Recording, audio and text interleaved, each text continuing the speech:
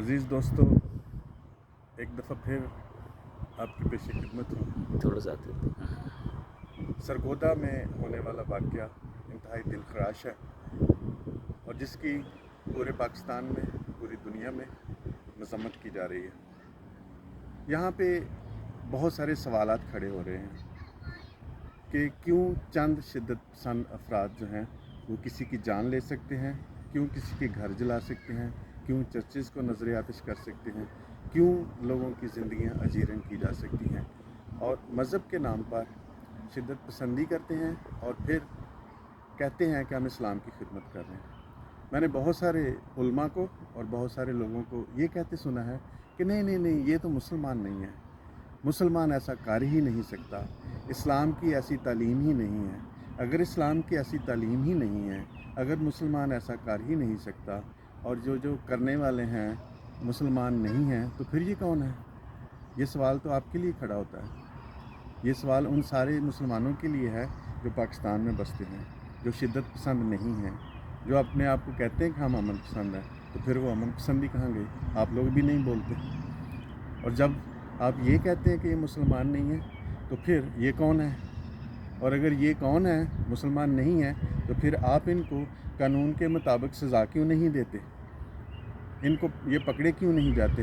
عدالتوں سے چھوٹ کیوں جاتے ہیں؟ اور اگر یہ عدالتوں سے چھوٹ جاتے ہیں تو ہم تو یہی سمجھیں گے کہ مسلمان کی فیور کرتا ہے، اس لیے کہ جو چھڑانے والے ہوتے ہیں، جو ان خاندانوں پہ پریشر ڈالتے ہیں، جو ہمارے مسیحی لیڈران ہیں، ان کے اوپر دباؤ ڈالتے ہیں کہ ان کو چھڑوائیں، ان کو چھوڑیں، تو پھر اس کا مطلب ہے کہ وہ مسلمان ہی ہیں۔ اور اگر آپ کہتے ہیں کہ مسلمان نہیں، تو پھر آپ کا ان کے ساتھ کیا تعلق ہے؟ اگر آپ کا ان کے ساتھ تعلق نہیں ہے تو آپ کیوں ان کو سزا نہیں ہونے دیتے؟ اور اگر وہاں کوئی قانون موجود ہے تو سزا ہونے دیں اور ثابت کریں کہ آپ شدت پسندی کو سپورٹ نہیں کرتے۔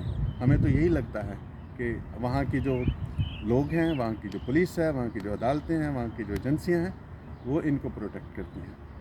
اور ایک بات اور بھی کہی جاتی ہے کہ کسی بیرونی ہاتھ ملوث ہو سکتا ہے۔ اگر بیرونی ہاتھ ملوث ہے تو آپ اس کو آئیڈینٹیفائی کیوں نہیں کرتے؟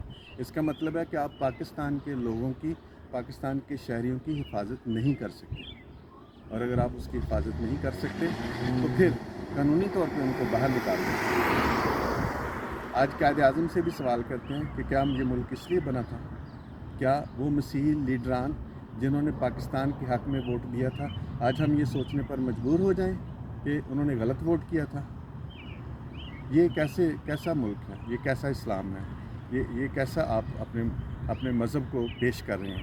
آپ یقین مانیں کہ ان واقعات سے، جو سرگودا میں ہوا، جو جڑا مالو میں ہوا، جو لاہور میں ہوا، جو کوریاں گوجرا میں ہوا، جو شانتی نگر میں ہوا، ایسے واقعات آپ کی عزت میں اضافہ نہیں کر رہے بلکہ آپ کی بدنامی کا باعث ہے۔